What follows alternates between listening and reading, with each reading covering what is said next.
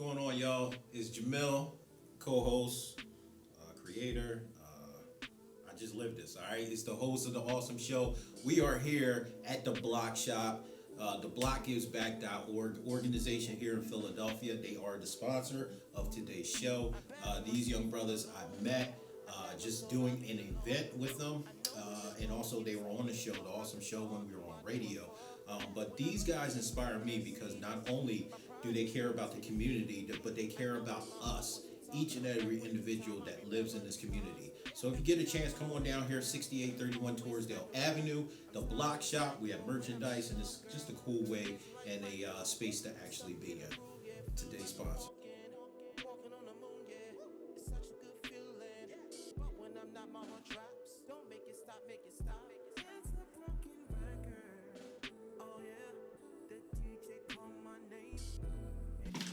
Welcome to the awesome show. I am your host, Jamil. Thank you for coming, for viewing. This is a place where you can be awesome, all right? And right now, we're at the Block Shop. Today's sponsor, 6831 Torresdale Avenue. These brothers right now, brothers and sisters, I should say right now, who do you know have pictures like this of doing stuff for the community right out in the open? You know what? Check them out. They're on Instagram at The Block Is Back. They're also on Facebook, The Block Is Back. Feed the Block, get the shirts, today's sponsor. And if you, whatever or whoever you may be, want to know more about sponsorship opportunities with The Awesome Show, just hit us up. It's The Awesome Show, all one word, TheAusomeshow at gmail.com. Now, I have to tell you right now, this guy right here, it's a pleasure to actually have you here, brother. You guys might know him as the karaoke cop. You might know him as Officer Bachman. No other than Nur Ali, brother. Hey, thank you for being here, brother. Yes. Woo, listen, you guys don't know. My man right here, we're going to get into it with the interview, but this is a pleasure to actually have him here. So what do you prefer? Officer, you a nerd, like Ali. Ali? All right, so we're going to say Ali. All right, so Ali. Tell us where you're from, bro. West Philly. West born Philly. and raised. Okay. I like Will Smith, whatever. Okay. Yeah, I was born in West Philly. I guess you could put Mill Creek section, not the bottom. Okay, So not the oh, bottom. that's the bottom. Nah, Mill Creek and the bottom are two separate things. So, Okay. Born and raised West Philly, my whole life, and I work in West Philly too. So. Oh, yeah? Yeah. Okay. And people don't know, they may have missed it when I say karaoke cop. He is a Philadelphia police officer, so definitely respect, man, and thank you for just doing your diligence out here on the street. We appreciate your efforts, man. And see, now a lot of you may recognize him, but he was featured on CNN, and he was also featured on BCC News Network, and they did a very intensive interview to him on why he does what he do. In today's culture, and especially in our community right now, you don't see a lot of officers taking that time out to actually do things like that. Right. So what are your current goals that you are pursuing, other than obviously being your occupation, a police officer? I am pursuing 100 different things. I feel like I'm never really satisfied with just doing one thing. So outside of work, I'm making music. I'm into fitness. Okay. And then I'm shooting photography. I'm doing videography. By the way, he is doing the videos. Yeah. The feature video for the Awesome Show, he did it. This one, he's doing it. So hit him up. We're going to get his contact information later. But okay, sorry. I had to put your tag. What else do I do? Just like I want to start traveling more, so I'm trying to get into the traveling thing. Okay. But for the most part, it's just music, fitness, work, and videos and photos. Just all types of artsy stuff, like being arts. Take your mind off of all the craziness going on in the Philly. So. Facts. Definitely appreciate that. That's good. Now, did you ever think that you'll be using your occupation as a plateau for your music craft? When I first decided to get in music again, because I quit like what age was I quit? I think I quit like 21. Oh wow. Started working, got a nice career. Okay. I was like, cool. Like I don't need to be. Like I'm not going.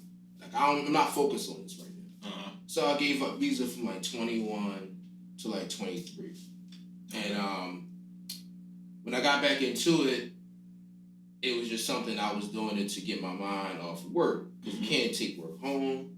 So I would write about stuff that was like in my personal life and personal experiences into my music. Facts. And one day, I was at a block party. I got called to a block party for like illegal parker or something like that. Oh wow. Okay. And it was just like a block party, and everybody in Philly like to park at the intersection because they, oh yeah, I'm gonna park right here and go to the block party. So I had gotten the mic. I was like, yo, like I'm here because y'all cars is all in, all in the street. We can't get through.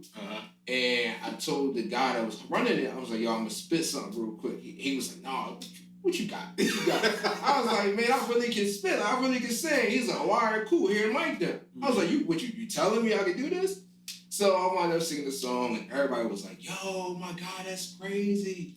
And that was like 2015 or something like that. I might be dating it. It's probably a little bit long back then. Wow. But the reaction that people had was like, wow, I've never seen a police officer outside of being a police officer.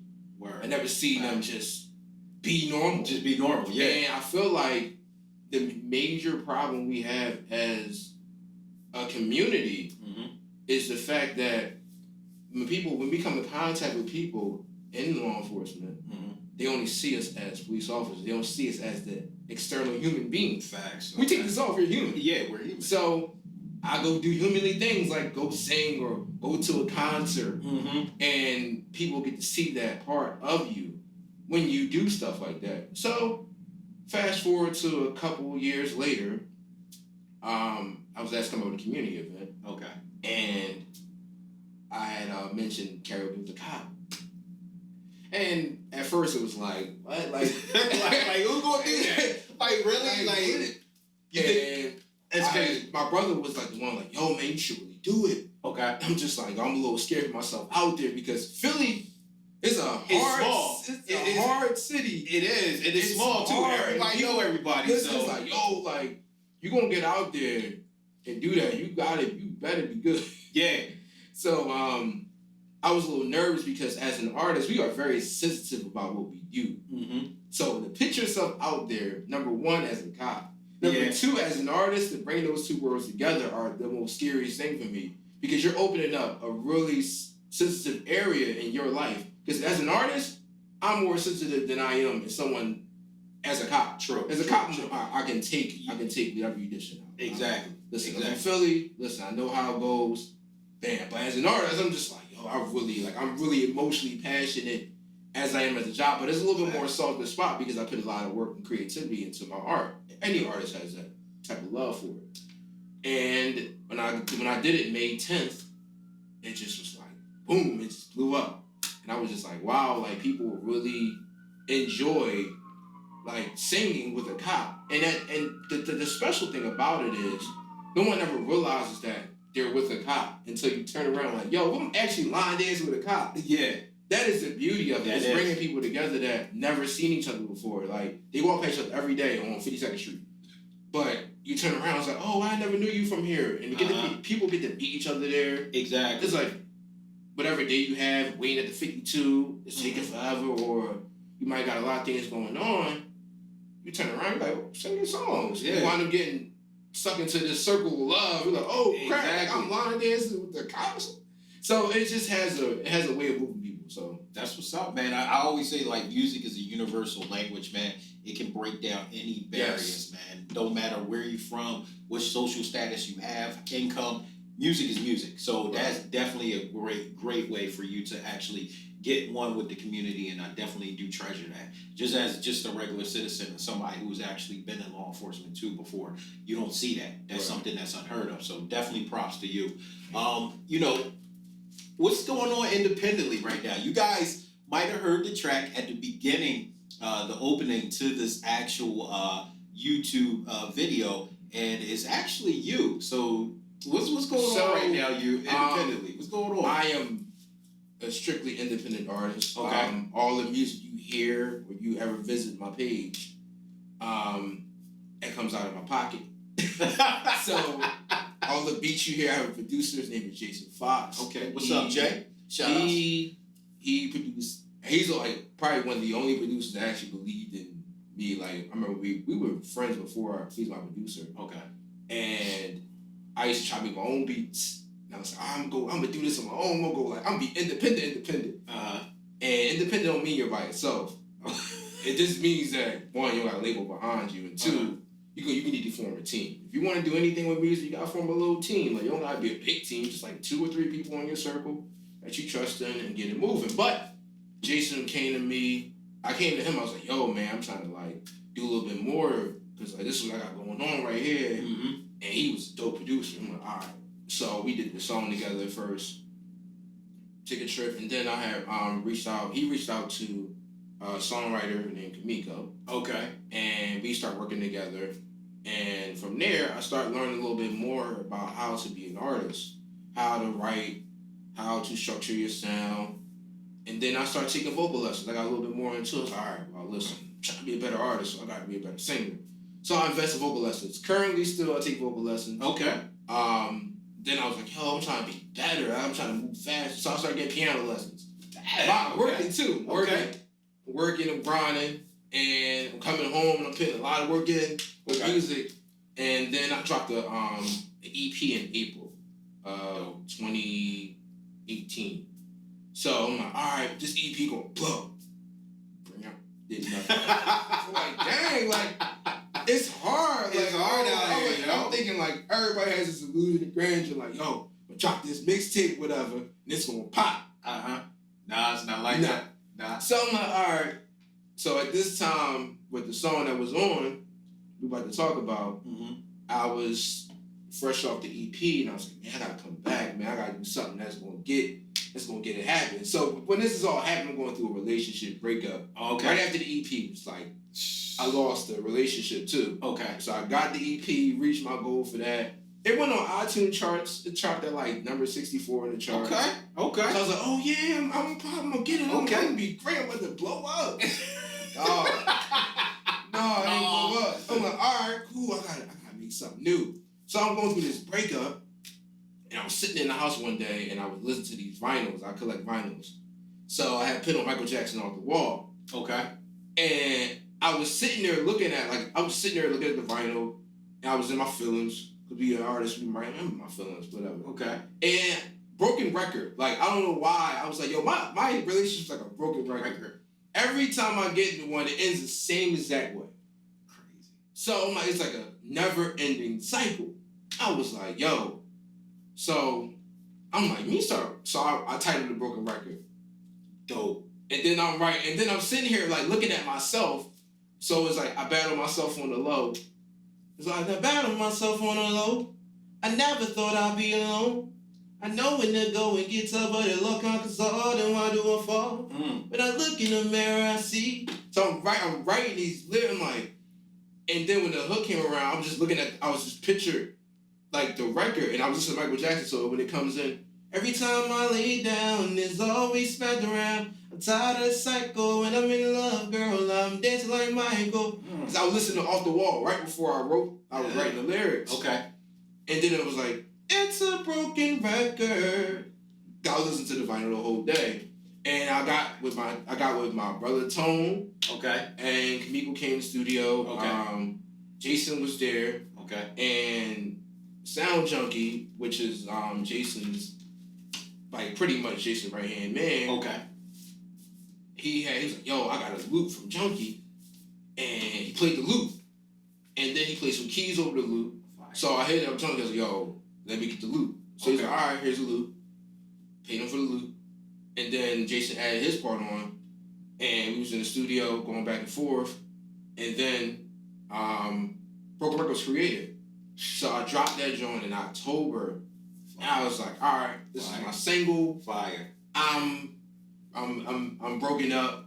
I'm sad. I'm right about it. Okay. Boom. And then next thing I know, it just started like picking up a little traction. I'm like, oh, this is crazy. This is better than This is better than what I thought. Okay. All right. Now people are like, oh, that joint crazy. So I'm like, all right, cool. So fast forward to now, I'm still pushing the record. I dropped more music after that. I dropped Okay. 4 more songs after Broken Record. Wow. Okay. But still to this day, like, people discover that record. And I truly believe that's the record that's gonna break it. Listen. I'm just waiting for the time. Listen, Broken Record is fire. Like, I was in the car, I was like, all right, let me listen to this. And I started listening to it. Y'all, listen, go out. It's on all music platforms. I got Google Play, and I put it up. It's on rotation. And I was like, yo, my man got that fire right here. It's definitely a good record. And you know what? If you think about other artists such as like Usher, you know what I mean, Confessions, when he just talked about everything in his relationship, and look where it got him. Sadly, Confessions, if I believe, was about Jermaine Dupri's life. Really? And it was translated through Usher. So all those stories you hear, Usher might have had a part in those, but it was that album was strictly Jermaine Dupri's life. Yo. That's I see my went face, right? Right. So a lot of people might want to know that little gem. Wow. What's up, music conference? We could love music conference. Okay. And we're talking about like how Confessions was made because he's one of the writers on the album. Yeah. Yeah, that was Jermaine Dupri's story. Like, wow. I got chick on the side, the crib and the ride. Yeah, that is Jermaine Dupri. That was a real true life with Jermaine Dupri. That's crazy. I mean, it just goes into just people emotions, this period. I mean, whether you're talking about music, whether you're doing things in the community like the Block Shop, doing things like the Awesome Show, whatever you may be doing, when you put your feelings and your all into it, people can relate to it and people listen to it. So listen, the song is fire, man. The song is fire. I love that, John. You guys check it out, like I said. So when you were growing up, like, did you ever think, for one, did you ever think that you would be a cop? For two, did you ever think that you'll be singing? Like, where did this come in? Man, so being a cop came later in my life. Mm-hmm. Being a singer, I always liked to sing because my mom used to play these oldie records every Friday. Okay. We had to clean. I used to have to clean the bathroom every Friday. That was my job, clean the bathroom. All right. And she's had this 6 CD roll changer. Listen, I don't know y'all young boys know what CDs is, but yeah, 6 CD changers, yeah. And it was the Commodores, Michael Jackson, Kurt Franklin, Then it went to Whitney, Then it was the Glass Eye and the Pips. Oh, and I can't remember the last record. There you go. But every day every Friday I find myself singing to these songs while clean. Okay. And I was like, oh yeah, I like this. I can sing a little bit. So growing up, I used to sing a little here and there. When YouTube first came popping, it was a time where YouTube wasn't popping. And like my man Sel, my best friend Sel, he had this camera. He's like, yo, at the time where we like when vlogging just became cool. Okay. He had this camera everywhere he went. It called Camman Sub. Okay. Like, yo, man, you know, we gotta get you a singing name. So I came up with this dumb, stupid singing name called Young Opposite. Because all my friends Young rap. Opposite. So Okay. So Nora Ali. I was Young Opposite. And I used to sing everywhere. Like I sung in front of the McDonald's. Wow. If somebody walked down the street, I walk up singing to him. Like, yeah, such and such. I used to walk around. We used to drive around his 99 Sable. Wow. Pull up and just sing with people. And I did a video on YouTube, MySpace. MySpace was popping. And I went in. Yes, man. Listen, you see my face like going back in the day when MySpace. Dang. And I went on there. I was like, it was Trey Songz. Okay. That was my favorite artist at the time. Okay. Trey Songz Roleplay. Oh. So I was in my kitchen. Oh. Yeah, I was in my kitchen. I was like, I'm a sing real this quick. PG-13. Right. I'm gonna sing this real quick. So I sang that song. I put it on MySpace, and I sung to everybody in my I don't know what instant messenger at this time. Oh wow. And I was like, all right, cool. And I just tried to get a couple views and stuff like that. And this was when inbox was like jumping and sliding in DMs was a thing. Yeah. I was like, oh, look, check me out. I'm on YouTube. And I used to go down to 40th Street at the arcade. And I used to like, oh, you're not doing MySpace. I've been seeing you sing and stuff like that. So I was singing. Then I just kind of like got older, got responsibilities. Mom passed away. Okay, sorry to hear that. And life just started taking its toll. I'm like, dang, man, I'm fresh out of high school. And my uncle was a firefighter in the city. Okay. Before I graduated, he was like, yo, man, you know, I got this city job, and I think you should really like you be a really good person. You put yourself out there to like be a cop or just like do something with it, like city service. Mm-hmm. And then I knew a cop. His name was Ron. And every day I went to school, like high school, we used to talk. Okay. And I ain't never talked to cops before. Yeah. Because then the stigma is you don't talk to cops unless you in trouble. Yeah. Yeah. So I was never in trouble. I used to go to school, and the district was like right in the back of University City High. Oh wow. Okay. So okay. University City, and like they were really close. So I used to walk through there, and he like, "Yo, what's going on, man? You're a little late today. You usually walk past here at this time." So every day we just kind of build a rapport, and we just got to know each other. We still friends to this day. Oh, that's crazy. And I was like, "Yo, man, if I could be that kind of cop, that'd be crazy. Like I could talk to people, and I could be nice because like." We get the stigma that cops are not nice. Exactly. And especially growing up in a rough neighborhood where I grew up at, only time I see the cops is when the shots go off. Exactly. So it's like, oh, all right. But this cop was coming to me just because I was going to school. Like, yo, you know, you gotta get to school, you gotta pick it up. You know, you almost late. And it was just one of those positive reactions. I was like, yo. So when my uncle put the bug in my ear, I was like, yeah, that's cool. I'm gonna go to college. I don't know what I'm gonna do, but. And then when I met him, I'm like, dang. And I ran past one day, and I seen like the little billboard. It was like, Be Fully Finest. I was like, I think I'm fine. I could be cool like that. Uh-huh. So I put the application in like 19. Oh, wow. 19 Fresh years old. out. Okay. I was like, all right, cool. Because you had to apply like before like your 19th birthday. Yeah. Like that. So I applied. I took the test at like Alney High. Okay. And I passed it. I got the letter in the mail. It was like, all right, this was pretty much stopped for 2 years. Yeah. So I'm like, dang, I took the test, I passed. Like, why ain't here? And I said, bet. So I started working. I worked at McDonald's for years. Okay. A couple years. And I worked at waiting for this thing to come. I was like, I gave up on it.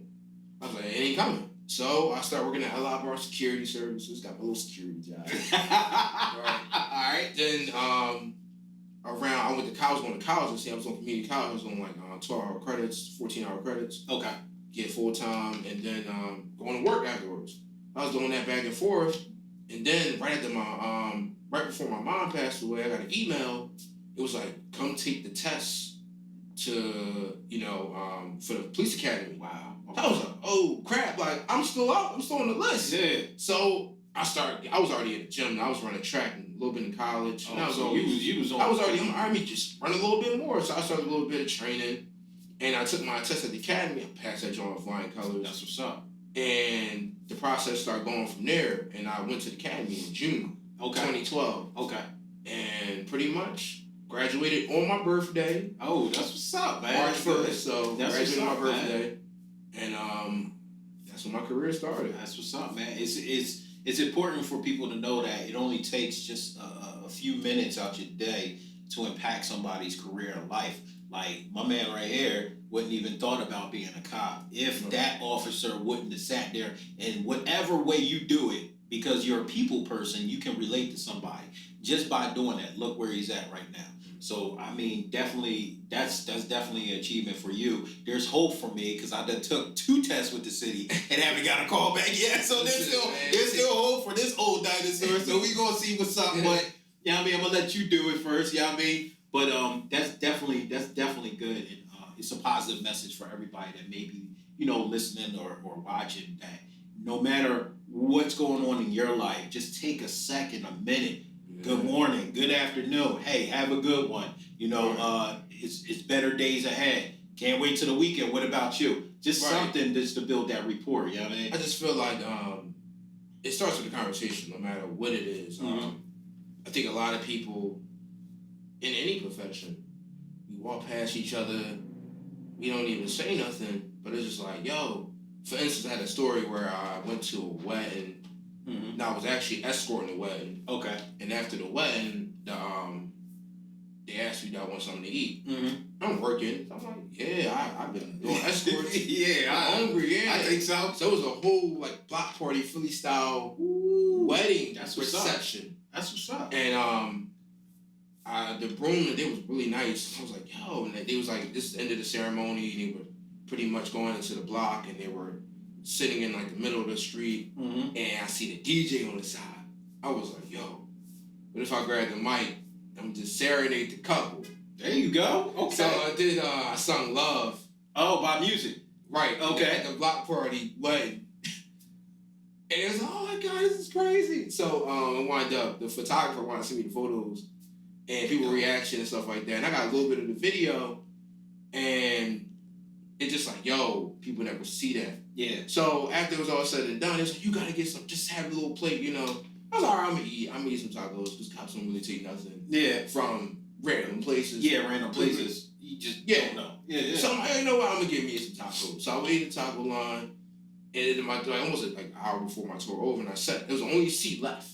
Okay. So I sat next to this young lady, and first thing she said to me was, make sure your gun is on the opposite side. Mm-hmm. I was like, I'm right-handed, so you're sitting to my left. It is on the opposite side. We good. I just left it there, and I was just like, and I'm eating, I'm minding my business. Now she already made it known that she doesn't like cops. She don't like cops. Yeah. All right, cool. So eating, she's like, what made you be a cop? And I was like, honestly, because I wanted to be a hero. I just wanted to be a difference. I got tired of people getting shot in my neighborhood, hearing gunshots every night, and not doing nothing about it. Exactly. Like everybody just dying, people getting shot my age, and we just like don't find out who do it. So I was like, I want to just see what I can do. Like tired of hearing this. So she was like, you could have been a teacher. I was like, I didn't want to be a teacher. I'm an active person. I don't want to be behind it. Like, I don't want to be a teacher. That's not my passion. I want to be out here like hands-on, making a difference. Like dirty with the groundwork, building up. And she was like, you know, it's just hard for me to like accept cops because of A, B, and C going on. And I was just like, listen, it's funny you say that. It takes a conversation. Right now, you're having a conversation with me. And we are from two different walks of life. Obviously. You don't like me, I don't know you. Exactly. But guess what? Over tacos, we talking. Tacos, man. And she was like, you know what? She was like, I never thought about it like that. That's what's up. And she was from LA, I think. Oh. And she was like, well, the first person I ever met that kind of maybe changed my perspective. I'm still grounded in my beliefs, but it might have changed my perspective. And that was it.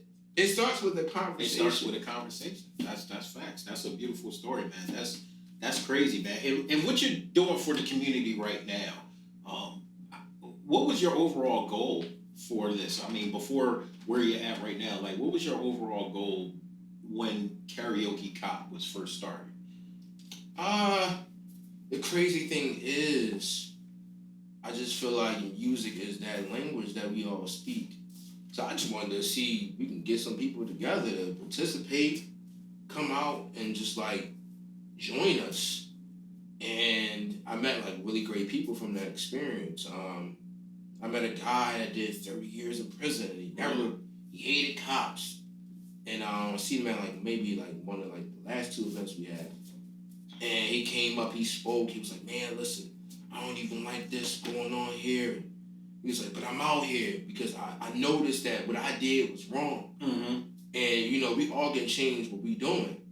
He's like, I ain't like this brother because he wore this uniform, but I realized that everybody's not the same. So it's like one of those kind of shifting the culture. It's shifting how you feel about everything. People might judge me based upon just what I'm wearing. Exactly. But at the end of the day, the only thing that's going to really change those narratives is getting out there. Exactly. And I put it in, you know, we suggested the location because number one, 52nd Street is 52nd Street. 57, yeah. 52nd Philly, you know 52nd Street has nothing but notorious, bad reputation. Five deuces and five dangerous. But one of the dangerous corners, actually it was wrote in the Daily News, or the Inquirer, I believe it was, most deadliest corner. Wow. Homicides happening left and right in the middle of 52nd Street. And one dude tell me, he's like, yo man, my brother down that corner. And every time I ride past there now, I think about you singing on the corner. That's crazy. So we picked that corner because it's one of the most hardest corners in West Philly. It is.